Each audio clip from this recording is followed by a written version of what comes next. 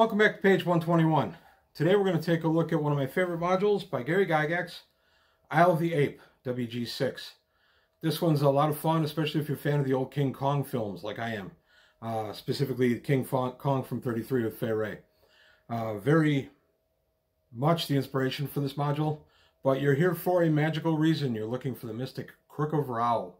So I'll go into a little bit of detail and background on the module, and we'll take a look at the module as a whole.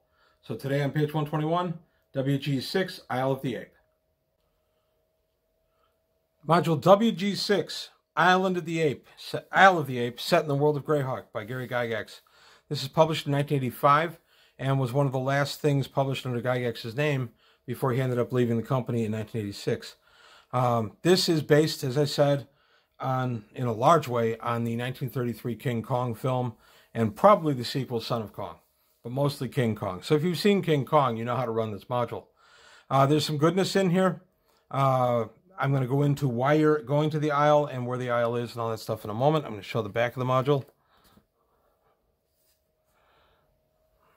And there you go. I want to say I paid about $12 for or probably $8 or $10 actually for this back in '85.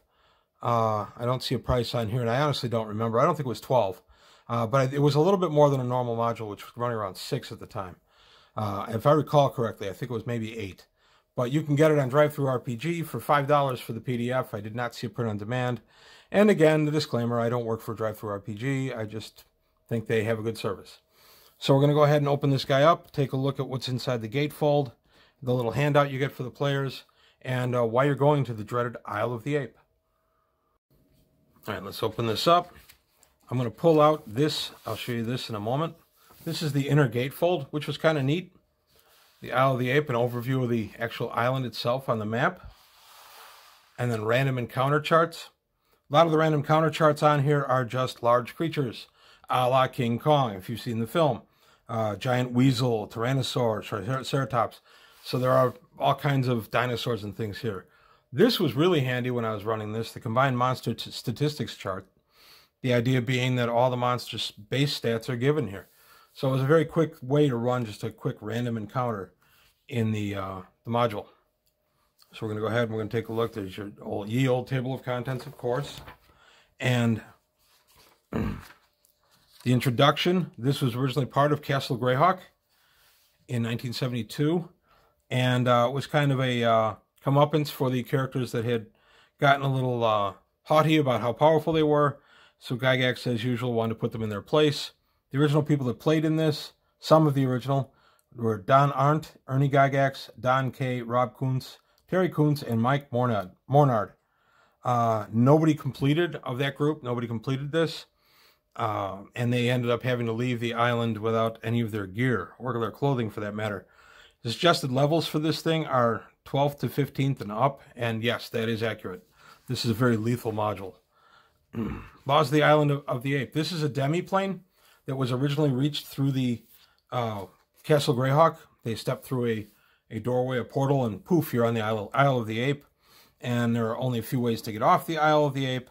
The way they chose was a mystic, I think it was an amulet, and the amulet popped them off the Isle back to Greyhawk, but it popped them off there without any of their gear, including their clothing. They lost all their magic items. The magic items are actually to be found in this module, which is kind of cool, because when you get to the final monster and you do the big battle and everything, you have a chance to recoup a lot of that other magic. Among the magic items that was lost by that group was the Crook of Raoul. Crook of Raoul has since become famous because of its involvement in later Greyhawk products, and then later in 3rd and 5th edition. But the Crook of Raoul, when used properly by a high-level cleric of Raoul, can cause the flight of fiends. Any fiend currently on Earth, for whatever reason, is banished back to his home plane and can't return for X amount of time, depending on how powerful the fiend is. Very key in the battle against Ayus, because the flight of fiends turns the table and allows the forces of good to have a chance to beat the old guy. So, the MacGuffin for this one is to get the Crook of Raoul. It talks a lot about the island conditions. You can get diseases here. You lose a lot of spells that just don't function here. Dimension Door, interestingly, is one of them. A lot of magic items, especially those that duplicate spells, don't work here. And then the island conditions, tropical, tropical. Lots of rot waiting to happen to your gear and goodies. It really won't affect the magic items too much, but it will absolutely affect your ordinary gear, your rope and your ordinary leather goods, a leather satchel, that kind of thing. You can also catch some kind of disease or fungus easily. The adventure begins with a lot of prose, a very long meeting with Master Bigby. You're in his keep on the near div, and you are talking to the Archmage, who's dressed all in blue. And this scene here, I'm sorry, I said Bigby, Tensor, my bad. It's Tensor in this.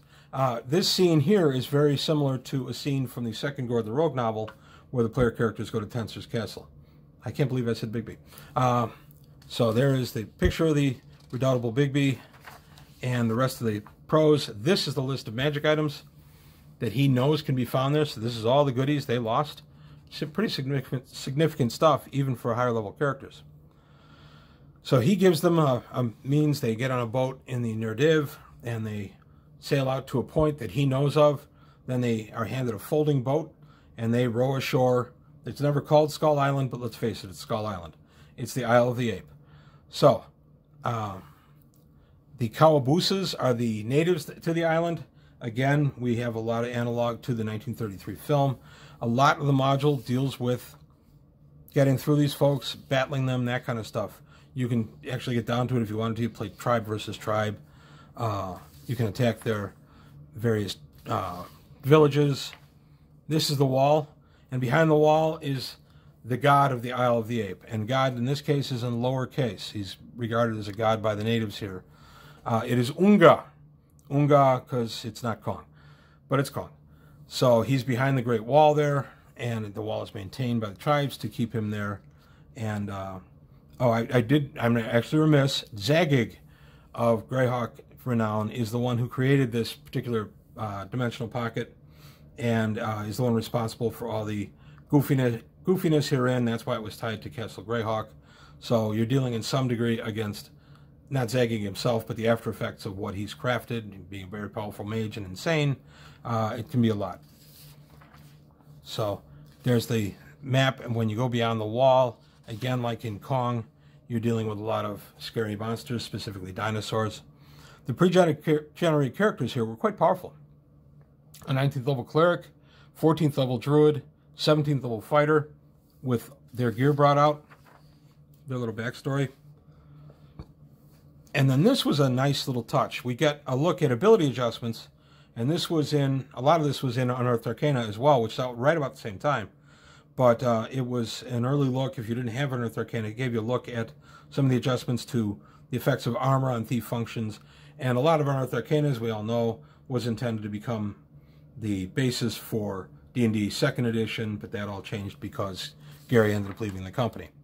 So there's the center aisle, or the player's map of the aisle, and this nice little fold out that comes with the module is a map the players actually receive from one of the locals during the course of the adventure. So it's not really terribly different, but it's just a nice little in-game flavor thing that you can hand to the players and say, here's your map. So here's some more pre-gen characters. Rowena of the Silver Brow, 16th level Ranger, an 18th level Mage, Warren Starcoat, who ended up becoming a member of the Circle of Eight in later editions, and then a 15th level Thief. So no slouches here. These are all pretty powerful characters with decent armor classes, decent hit points, formidable group, and I'm assuming that it was analogous to what went there originally. So there's some barbarians that live on this pipe, the caves of the bird people. There's a sacrifice to Unga being made, again, a la Feyre. And then we keep going, and then we get to Unga himself. There's the big guy. He is more than just a big monkey. He's got lots of powers. Because Zagig wanted him to be kind of the be-all and end-all here. This is a little magical pool where a T-Rex lurches out at you and attacks you if you come near it. And I'm going to get to Unga's Lair. Unga's Lair is important because Unga's been enthralled by Zagig that whenever there's treasure, anybody in the island will leave it at a certain place, and then the priests in charge will take it and leave it for Unga, and Unga will take it back to his lair. So the only way to get any real treasure out of this island is to get into Unga's lair. And then here's the treasure of Unga's cavern. The Crook of Raoul is the first thing listed. There's a Horn of Valhalla, Kiotum's ointment, Merlin's spoon. All these, some of these were new at the time. Again, they would show up in Unearthed Arcana, but they were new for this module. And then Unga himself is delineated in just a minute. And then, as you're getting ready to leave the plane, you go through a crystal cavern, and there, standing in front of you, are creatures that are really evil daemons, but they're posing as good guys, and they're saying, give us the Crook of Raoul, we're all good. Well, this is all a play on the part of Igwilf. And a lot of this dovetails nicely with the Gord the Rogue, the first two Gord the Rogue novels published by TSR. If you have read those two, this module complements a lot of that rather nicely. So the idea here is they don't turn it over to the bad guys because they suspect something's not good, and they end up in a massive pitched brawl where Solars and Divas show up, and everything is really incredible. So it's pretty cool that through most of it, you're in the movie King Kong, but then in the end, you snap back to D&D, and you end up fighting really powerful D&D characters. Here is Unga. Unga himself. He's AC 2, 24 plus 4 hit dice, 288 hit points. MR is 100%. He regens. He's got some immunities. He's a tough boy. And then, because so much of the stuff here has more hit dice than it listed on the attack matrix for the Dungeon Master screen, we have an attack matrix for monsters, which goes all the way up to 26 dice. I actually use this in my campaign. I keep a copy of this handy when I DM. I usually keep it folded inside one of my my DMG or the PHB, and I have this ready to go for high-level games. So this was a nice addition. I've only ever seen this here, but I do use it in my campaign. And then we go to a couple of new spells that appear in this, and that's the end of the module. So it's a neat little module. You can do several games out of this easily. The isle itself, just by nature of being tropical and kind of nasty, has all kinds of stuff that can befuddle the player characters just by being the island, let alone the inhabitants of the island. If you're into giant snakes and giant scorpions and dinosaurs, this is the place to go. So I like this module a bunch. I've run it several times. My players groan when I reveal that we're going to the Isle of the Ape again. I haven't done it in a few years, so maybe I'll tag them with it again soon. But it can be a very rich adventuring playground. One of the times I did it kind of like a cross between King Kong and Gilligan's Island. I had fun with it. I didn't go quite as over the top as Gilligan's Island was, but I threw in some elements. There are also other islands in the area that you could take your folding boat and go from here to there, and then the DM can flesh out other islands as well. So there's a full campaign just in this one little module. So I recommend it highly. Like I said, it's available on DriveThruRPG for $5 for the PDF. I did not see it print on demand. I don't work for DriveThruRPG, but you know that. So that's it for today on page 121. I hope you enjoyed it. If you did, please like and subscribe, and I'll see you next time.